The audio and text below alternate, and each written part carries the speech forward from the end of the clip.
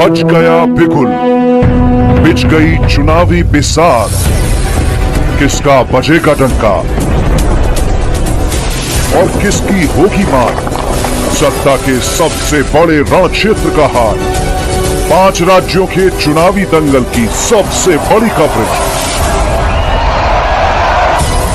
विधानसभा का महासंग्राम। सब्सक्राइब करें जनमत एक्सप्रेस को और पाए अपने उतरौला। सपा, बसपा व कांग्रेस मुसलमानों को भाजपा का भय दिखाकर वोट लेते हैं। ओवैसी। एआईएमआईएम पार्टी के राष्ट्रीय अध्यक्ष असदुद्दीन ओवैसी ने जनपद बलरामपुर के विधानसभा उतरौला में एआईएमआईएम पार्टी के प्रत्याशी डॉक्टर अब्दुल मन्नान के समर्थन में एक जनसभा को संबोधित करते हुए कहा कि कुछ राजनीतिक दल हमें बीजेपी की बी टीम बताते हैं। 2017 के चुनाव में ओवैसी की पार्टी चुनाव नहीं लड़ी, तब बीजेपी भारी बहुमत से सत्ता में कैसे आई।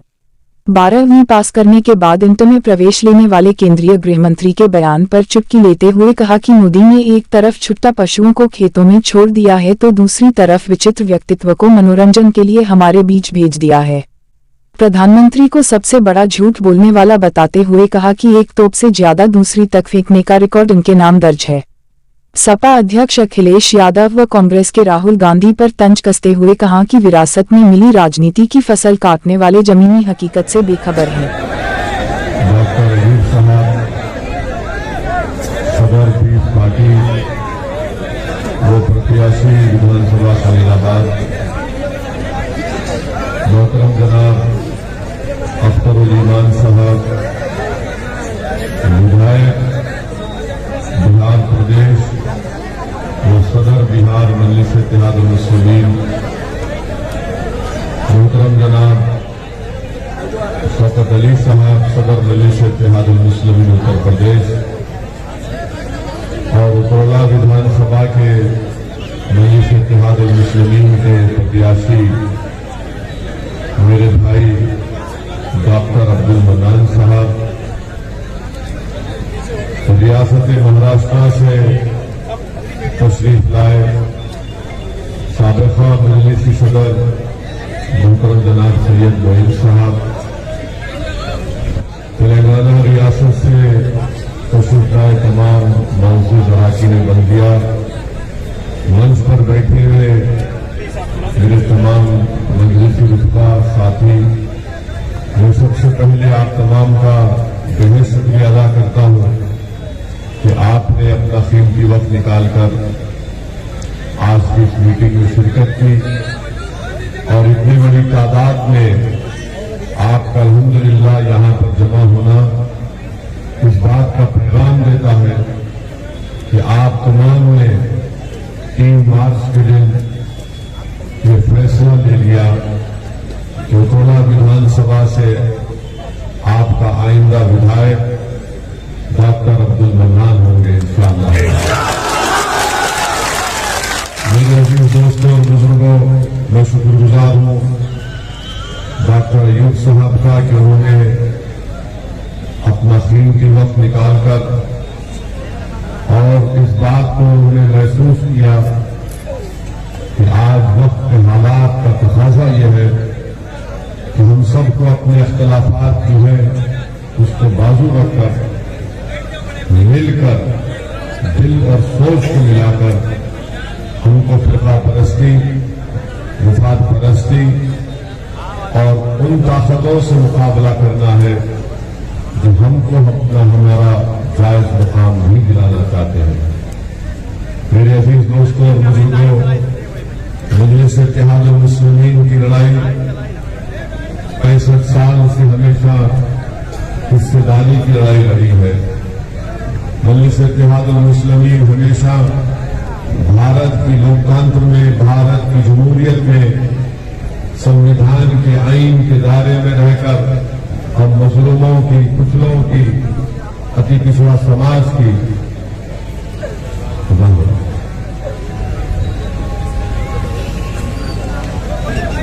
मैं आपको बता रहा था कि 65 साल से मजलिस इत्तेहादुल मुस्लिमीन का सियासी सफर यही रहा कि भारत के संविधान और आईन के दायरे में रहकर मुस्लिमों की आवाज को बुलंद किया जाए, उनका जायज मुकाम उनको दिलाया जाए और उनको हिस्सा की लड़ाई में उनको हिस्सा मिले। मेरे अजीज दोस्तों और बुजुर्गों, असदुद्दीन ओवैसी कोई आला ज़ात के या कोई नवाब खानदान से निकलकर नहीं आया आपके दरमियान में। मेरे बुजुर्ग, मेरे आबा अजदाद ने मेहनत की, जुस्तजू की, आम आदमियों की तरह अपनी जिंदगी गुजारी और अल्हम्दुलिल्लाह उन लोगों का तक़वा, उनकी परहेज़गारी हमारे बुजुर्गों की थी कि आज अल्लाह सुब्हानहू व तआला ने आप तमाम की दुआओं और आशीर्वाद की वजह से असदुद्दीन ओवैसी को यहां तक लाकर खड़ा किया। मेरे अजीज दोस्तों और बुजुर्गों, मगर एक बात मैं आपको बताना जरूरी समझता हूं कि मैं हैदराबाद पार्लियामेंट का सांसद हूं। हमारे साथ अराकीन असेंबली तेलंगाना प्रदेश हैदराबाद में है। हमने अपने 65 साल की सियासी सफर में अब तक सत्ता में हमारा कोई मंत्री नहीं बना, हमारा कोई मंत्री नहीं बना, क्योंकि हर कोई आपसे आकर कहता है कि जब इलेक्शन जीतोगे तो मंत्री बनोगे या सत्ता में आओगे। मगर हम आपको बता रहे हैं कि सियासी ताकत क्या होती है। हमारे साथ विधायक है, एक एमपी है, हैदराबाद में 44 हमारे कॉर्पोरेटर हैं। हमने अपने क्षेत्र में एक असेंबली कॉन्स्टिट्यूंसी में, एक विधानसभा में, सिर्फ एक विधानसभा में हमने अपने एमपी लैड फंड से 10 करोड़ की लागत से बच्चियों के लिए जूनियर और डिग्री कॉलेज की बिल्डिंग बनाई। उसमें लड़कियां हिजाब भी पहनती हैं, नहीं भी पहनती हैं, वहां पर काम हो रहा है। 1.5-2 महीना पहले हमने वहां के कॉर्पोरेटर नसीर साहब यहां पर उतरा में आपके दरमियान में, उनसे पूछ लीजिए। हल्के असेंबली कारवान में हमने सरकार के पास बैठकर सिर्फ एक विधानसभा में हमने 290 करोड़ की ड्रेनेज लाइन मंजूर करवाई। सिर्फ एक विधानसभा की मिसाल दे रहा हूं, 290 करोड़ की ड्रेनेज लाइन मंजूर करवाई। हमारे भाई अकबरुद्दीन ओवैसी की विधानसभा चंद्रायन गुट्टे में, वहां पर उन्होंने कहा कि मेरे पास भी 300 करोड़ की सीवेज लाइन मंजूर करवाइए। हम मिनिस्टर से जाकर बात किए तो उन्होंने उनसे कहा कि असद भाई, जो हमारे मिनिस्टर का नाम केटी रामाराव है, केटीआर ने कहा कि असद भाई 1 महीने का टाइम दो, मैं चंद्रायन गुट्टे में भी 300 करोड़ की सीवेज लाइन मंजूर करवाऊंगा।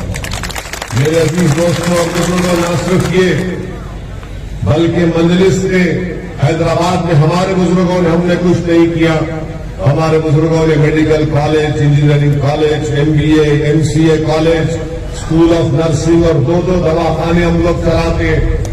कम से कम पैसों में वहां पर गरीबों का इलाज होता है। मेरे भाई, ये कोई हम किसी से पैसा नहीं लिए, बल्कि आपने जो हमको वोट डालकर ताकतवर बनाया, तो हम उस ताकत का इस्तेमाल आपके लिए किए और ये तमाम इदारों को कायम किया।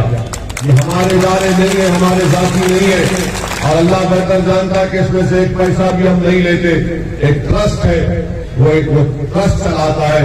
हम मर जाएंगे, हम जमीन की गिजा बन जाएंगे, मगर इंशाअल्लाह इदारे सुबह क़यामत तक आबाद और शादाब रहेंगे। ये मजलिस ने काम किया। और फिर आपको एक और मिसाल देते हैं, कोविड की दूसरी वेव में पिछले साल जून, जुलाई, अगस्त में आप अंदाजा नहीं कर सकते कि हमको दिन में कई फोन आते थे बच्चों के। वो जो बच्चे जोमेटो में काम करते, खाना कोई फोन पे ऑर्डर किया तो एक लड़के ने हमको फोन किया कि असद साहब, हमारी मोटरसाइकिल के ऊपर 10,000 का पुलिस का ट्रैफिक का चालान है और हम जोमेटो में काम करते हैं, मैं दिन में 100 रुपये नहीं कमाता हूं, 10,000 कहां से दूंगा। मैं कोई एहसान जतलाने के लिए नहीं कह रहा हूं। मैंने फौरन मजलिस की तरफ जिम्मेदारों को फोन किया और उस मुताबिक वहां के कॉर्पोरेटर को, मजलिस के सदर को कहा कि भाई ये गरीब बच्चा है, इसका इंतजाम करो। 1.5 घंटे के अंदर उसका जो ट्रैफिक का चालान था 10,000 रुपये दिए, वो बच्चा खुशी से पूरा कोविड में काम करता रहा, कुछ कमा दिया। फिर कोविड में सुनिए अभी अरे इनको जिताओ जिंदाबाद हम भी बोलेंगे। और फरीदाबाद से डॉक्टर अय्यूब को दूसरी बात यह है कि कोविड की महामारी में आपको मिसाल दे रहे, उत्तर प्रदेश में भी आपने देखा कि पानी के ऊपर लाशें गिर रही थी। नदी के किनारे कुत्ते किसी के बाप और मां की लाश को कुत्ते लोच कर खा रहे थे। उत्तर प्रदेश में गरीब को ऑक्सीजन नहीं मिला, अस्पताल मिला तो बेड नहीं मिला, बेड मिला तो दवाई नहीं मिली। वैसे थे एमपीएम ने क्या किया, हमने हमारे क्षेत्र में 800 ऑक्सीजन सिलेंडर हमने फ्री में जनता में दिए। 800 ऑक्सीजन सिलेंडर, और एक कोविड पेशेंट को एक सिलेंडर काफी नहीं होता, कम से कम उसको सेहत होने तक 7 या 8 सिलेंडर उसको हम लोग फ्री में रिफिल करा के दिए। मैंने बाहर से बर्तानिया से 80 ऑक्सीजन कॉन्सेंट्रेटर मंगवाया, और ना सिर्फ हैदराबाद बल्कि अख्तर ईमान साहब हमारे बिहार प्रदेश के सदर बैठे, आप पूछ लीजिए, हमने अख्तर भाई के पास भी ऑक्सीजन कॉन्सेंट्रेटर भिजाए। अख्तर भाई जो बिहार का, भारत का जिस तरह पसमानदा इलाका सीमांचल है, सीमांचल की जनता को हम सलाम करते हैं कि उन्होंने हमारे 5 विधायक को कामयाब किया। हमने कहा अख्तर भाई, आज वहां की जनता परेशान है, बिहार की सरकार दरमियान में तो ऑक्सीजन कॉन्सेंट्रेटर बिहार को भिजाए, बिहार को भी हमारे हर एमएलए को 2-2 ऑक्सीजन कंसंट्रेटर दे के रखिए, अस्पताल में दीजिए। बड़ा काम नहीं किया, मगर हमारी अखलाकी जिम्मेदारी थी कि हमारा विधायक जीता, बिहार से 5 विधायक जीते, औरंगाबाद से हमारा एमपी जीता, धूलिया महाराष्ट्र में और मालेगांव में मुफ्ती साहब हमारे एमएलए, हमने औरंगाबाद और मालेगांव धूलिया को भी ऑक्सीजन कंसंट्रेटर दिया। बताओ कोई सियासी राजनेता, कोई पार्टी इस तरह का काम किया कोविड के सेकेंड वेव में? हमारे मजलिस के हैदराबाद के जिम्मेदार अपनी जान को जोखिम में डालकर कोविड के मरीजों के पास ऑक्सीजन सिलेंडर ला कर देते थे, घर पर ला कर देते थे, उसको फोन करते थे हमको कि हमारे को सिलेंडर की जरूरत है। रात के 2-2 बजे, सुबह 3 बजे फोन आता कि बेड नहीं मिल रहा, हमारे लोग दौड़ते थे मजलिस के जिम्मेदार अपनी जान की परवाह किए बगैर। ये मजलिस का तरीका है काम करने का। आप अगर यहाँ पर डॉक्टर मन्नान को अपना विधायक बनाएंगे, हम आपसे वादा कर रहे हैं कि ना सिर्फ डॉक्टर मन्नान बल्कि सऊदी ओवैसी भी इस उतोला विधानसभा में आपके दरमियान में रहकर आपकी तकलीफ को दूर करने का काम करेंगे।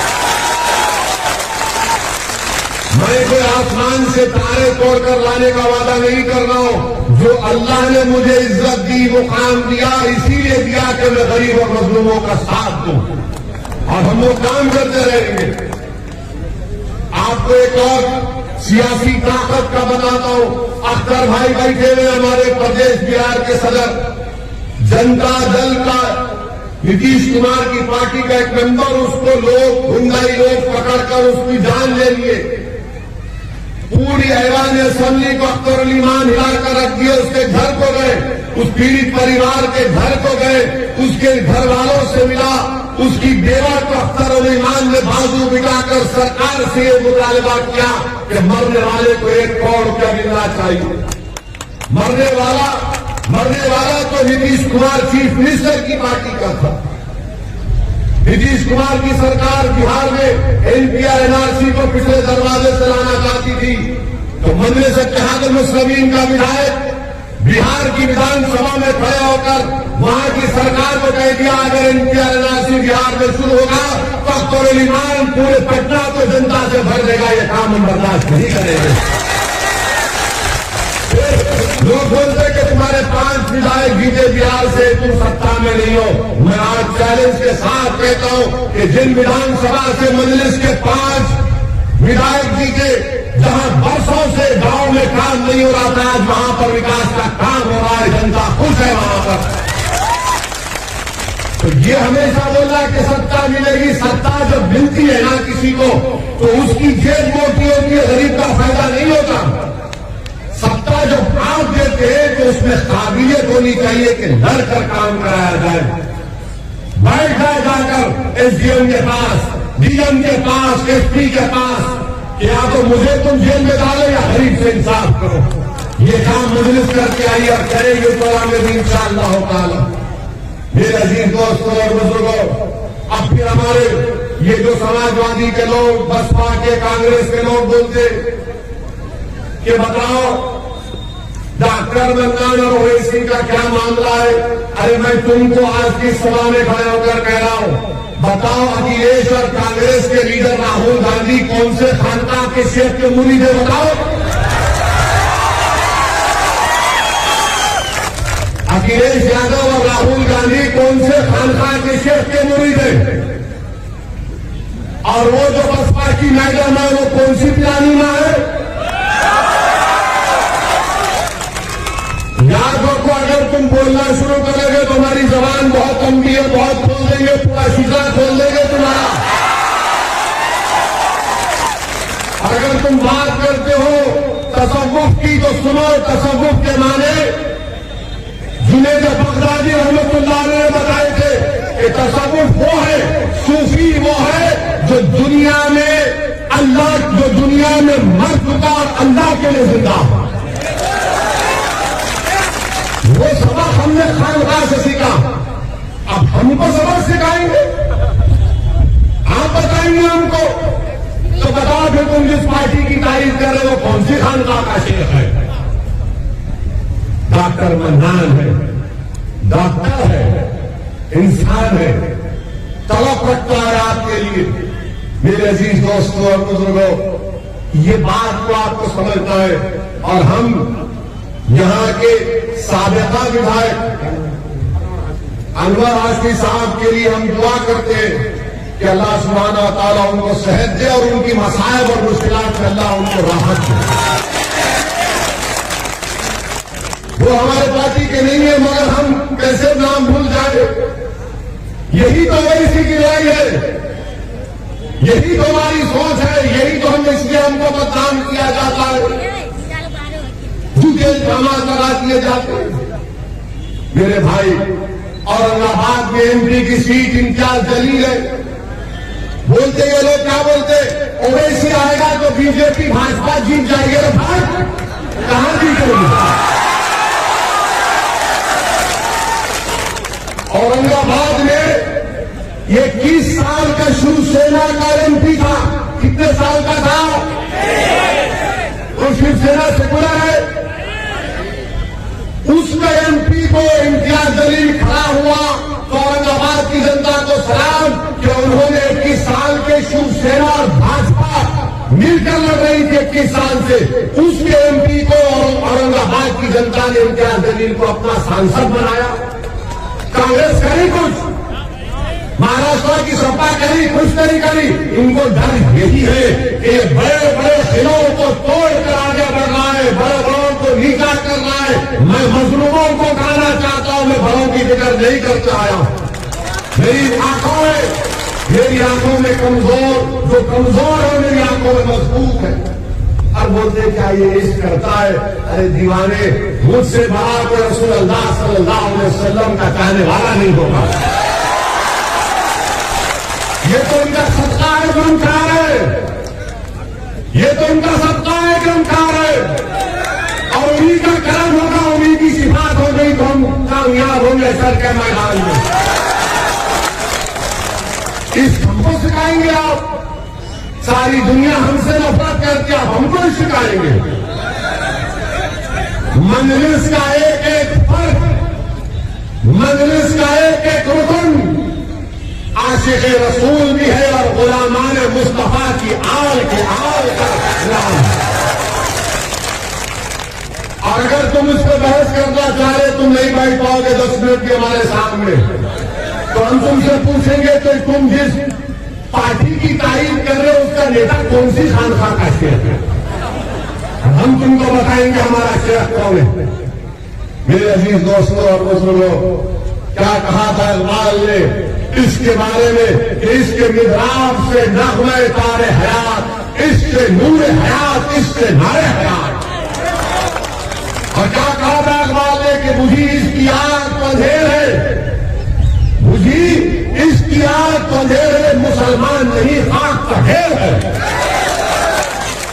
हम तो इसकी बात करते और ये तमाम सपा बसपा कांग्रेस के लिए हम तो कहते हैं कि हम इनकी लैला हैं। ये पूरे हमारे पीछे पड़े रहते हैं दिन भर रात भर, रात में भी इनको ख्वाबों में नजर नहीं आती है। इसलिए हमारी गाड़ी पर गोलियां चलाई गई, 4 गोलियां हमारी गाड़ी पे चलाई गई। तो हमको एक सपा वाले ने फोन करके कहा कि आपकी गाड़ी पे नीचे लगी गोली। मैंने कहा बेटा एक काम करना, तुम्हारे भैया को बुलाना, गाड़ी में बिठाते और 4 राउंड नीचे मारते, अगर वो पेशाब ना कर दे तो हमको बोलना। हमारी गाड़ी तो 4 गोलियां चली आपके दुआओं से। रसूलुल्लाह सल्लल्लाहु अलैहि वसल्लम के सदक़े तुफैल में, अहले बैत के सदक़े तुफैल में, अहले दिल की दुआओं की वजह से अल्लाह ने हमको महफूज रखा। और हम 24 घंटे के अंदर पार्लियामेंट में जाकर तकरीर भी किए। अगर किसी की गोली पर गाड़ी पर 2 पत्थर पड़ जाते तो घर से नहीं निकलता 4 दिन। हमको कहेंगे हमको सिक्योरिटी नहीं चाहिए, हमको नहीं चाहिए, हम जनता के दरमियान में रहेंगे। अमित शाह ने कहा जेड कैटेगरी ले लो ओवैसी जी। हमने कहा जेड कैटेगरी सिक्योरिटी नहीं चाहिए, हमको ये कैटेगरी का शहरी बनाओ, हमको बराबर लाओ, सबके बराबर करो। ये लड़ाई मजलिस इत्तेहाद मुस्लिमीन की है। और आपके विधानसभा में हम रुक गए कजा के लिए, हाँ एक रुक गए कजा के लिए, तुम जारी रखते हैं। आपको कोरोना विधानसभा में रेलवे लाइन है? नहीं है, रेलवे लाइन नहीं है, नहीं है। हम जिम्मेदार है, डॉक्टर मन्नान जिम्मेदार है। डॉक्टर मन्नान ने कहा कि रेलवे लाइन बताओ। ये डबल इंजन की सरकार मोदी योगी की भूली गई उत्तराला को। और यहाँ का बीजेपी का विधायक भी रेल की लाइन नहीं डाला, मगर बोला double engine double engine double engine. तुमने पूरे उत्तराला में रेलवे की लाइन नहीं डाली, डबल इंजन डबल इंजन। और फिर बोलते मुख्यमंत्री बोलते मैं मई जून में बर्फ डालूंगा। मुख्यमंत्री जी मई जून में बर्फ मत लाओ, उत्तराला में तुमने कितने शिक्षा के स्कूल खोले बताओ। तुम जनवरी में गर्मी की बात मत करो, तुम बताओ कितने उत्तराला में अस्पताल है? कुछ भी नहीं है, नहीं है। कितने लोग नहीं हाथ उठा रहे बताओ। अब इसका इलाज करेंगे, इसका इलाज कैसे करेंगे? इलाज डॉक्टर ही करेगा ना, योगी तो नहीं करेगा, अखिलेश तो नहीं करेगा, वो राहुल तो भाग के वहां चला गया, वो भी नहीं करेगा। तो कौन करेगा? डॉक्टर मन्नान करेगा इंशाअल्लाह। हम आपसे यही बता गया है कि डॉक्टर मन्नान साहब को, डॉक्टर मन्नान साहब का निशान पतंग का है, पतंग के निशान पर बटन दबाइए और डॉक्टर मन्नान को अपने वोटों से कामयाब करिए, नेता बनाइए। नेता बनाने की लड़ाई लड़ रहे हैं हम लोग, हिस्सेदारी की लड़ाई लड़ रहे हैं। भागीदारी परिवर्तन मोर्चा बाबू सिंह कुशवाहा को मुख्यमंत्री बनाने की लड़ाई लड़ रहा है। हमने तय किया कि अगर उत्तर प्रदेश की जनता और उत्तराला की जनता आप यहां से मजलिस को और भागीदारी परिवर्तन मोर्चा को कामयाब करेगी तो हो सकता है कि 3 डिप्टी सीएम बनाए जाएंगे। एक अल्पसंख्यक समाज के मुसलमान, एक किसान समाज से और एक किसान समाज से। अगर डॉक्टर मन्नान यहां से विधायक बनेगा और भागीदारी परिवर्तन मोर्चा को सत्ता मिलेगी तो विधायक के साथ डिप्टी सीएम भी बनेगा इंशाअल्लाह। हम कह रहे हैं आपसे, मगर आपको फैसला लेना है, आपके बहादुरी से फैसला लेना है। ये आकर बोलेंगे वो बीजेपी आएगी, बीजेपी आएगी। अरे भाई तुम्हें बीजेपी 2019 में आपने बीजेपी को वोट दिया था पार्लियामेंट में, कितनों ने नहीं दिया था? अब हम भी जिम्मेदार है उसको। ये आकर बोलते हैं शैतान जब कान में खुशखुश करता है ना, अब हमारे जाने के बाद ये इब्लीस की औलाद बहुत बोलेगी अरे देखो बीजेपी बीजेपी। अरे बीजेपी का वजीफा तू इतना क्यों करता तो समझ नहीं आता। मेरे अजीज दोस्तों और बुजुर्गों, आपसे मतलब गुजारिश कर रहे कि आप इनकी बातों में मत आइए।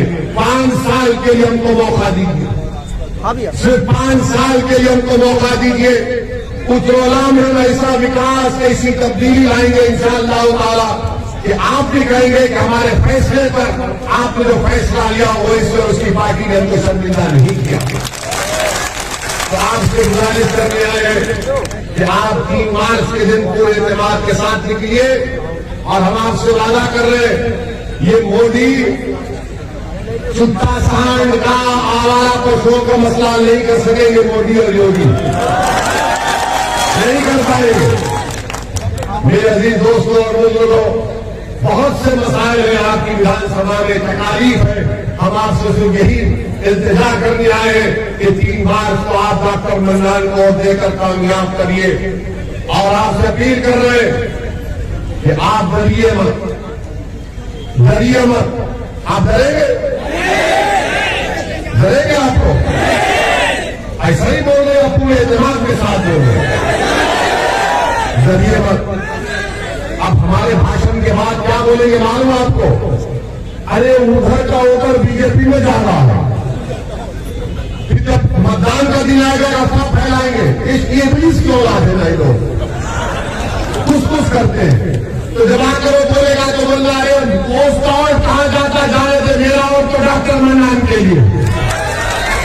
और जब दर्द कभी दिल में पैदा होगा तो उस कर्नाटका की बच्ची ने हम तमाम को जिंदगी का हौसला और अज़म सिखाया कि जब शैतान वसवसे पैदा करता है तो उस बच्ची ने कहा कि जब मुझे बलवाइयों ने घेर लिया था तो मुझे डर लगा तो मैंने नारा लगाया। क्या नारा लगाया था उसको?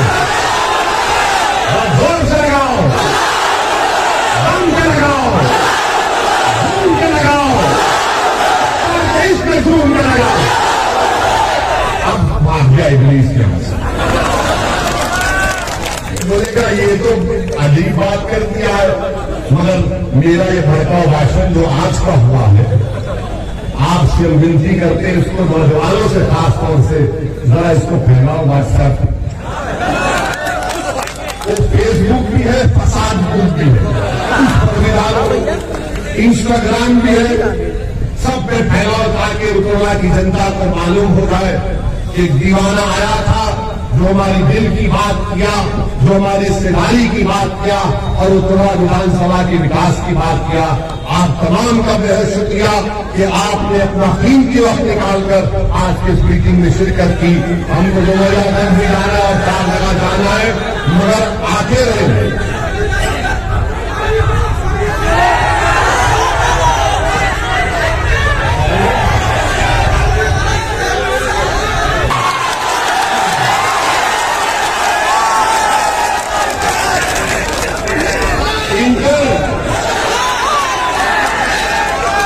ये तो तुम लोग बड़े टनाटन हो।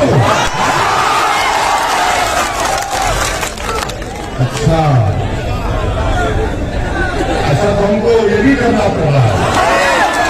ठीक है, तो देश के गृह होम मिनिस्टर अमित शाह साहब उन्हीं का बोल वो उत्तर प्रदेश को आए तो आकर उन्होंने कहा कि बीजेपी को खुदा न खास्ता सत्ता दोबारा मिलती है तो अमित शाह ने कहा कि मैं नौजवानों को पैगाम दे रहा हूं कि जो 12वीं के बाद इंटर में जाएंगे उनको क्या दिमाग है, अरे क्या दिमाग है शाह साहब, वाकई में शाह है। तो मोदी जी ने भी ऐसे लोगों को पाला है, पशु को छोड़िए खेत में और शाह को बोले 12th के बाद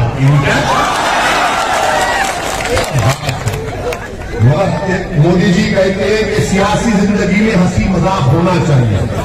मन की बात में कहा था तो हमको उसी पर एक चीज याद आ गई कि मोदी जी सऊदी अरब गए थे। सऊदी अरब गए तो वहां पर सऊदियों ने उनको तोप दिखाई तो मोदी जी बड़ी गहराई से उसका मुताला किया, घूम के देखे, कहना तो यही किए और देखकर उस सऊदी शेर से बोले कितना दूर तक फेंकती? वो शेख बोला वल्लाही तुमसे कम फेंकी। 15 लाख की है दो करोड़ नौकरियां नहीं आए। अब पहले 10 मार्च के बाद मैं चुट्टा सांड का मसला हल करूंगा।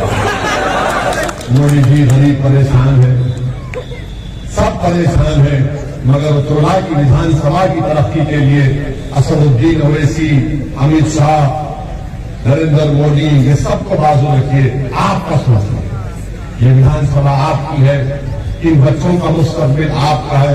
5 साल के बाद जब ये बच्चे बड़े हो जाएंगे, ये आपसे सवाल करेंगे, बताओ आपने हमारी विधानसभा में शिक्षा का इंतजाम क्यों नहीं किया, अस्पताल क्यों नहीं आई, रेलवे की लाइन क्यों नहीं आई, यहाँ के रोड पानी का इंतजाम क्यों नहीं किया। हमारा नेता कौन है? हम किसका हाथ पकड़ कर रोएंगे? कौन हमारी सरपरस्ती करेगा? कौन हमारी रहबरी करेगा? मेरे भाई, इस पर आपको वोट देना है। डॉक्टर मन्नान एक बेहतरीन आदमी है, मैं इनको करीब से जानता हूं। ये आदमी आपके लिए तड़पता है, याद रखिए, इसके दिल में आपकी तड़प है, और ऐसे तड़पने वाले को आप अपने वोट से इनको कामयाब कर दिए। और मैं आपसे अपील कर रहा हूं कि हमारे लिए दुआ करिए कि अल्लाह जब तक हमको जिंदा रखे, अल्लाह हमारी जबान से सच्चाई और हक को बयान करने का अल्लाह हमको। सब्सक्राइब करें जनरत एक्सप्रेस को और पाए अपने शहर की खबरें सबसे पहले।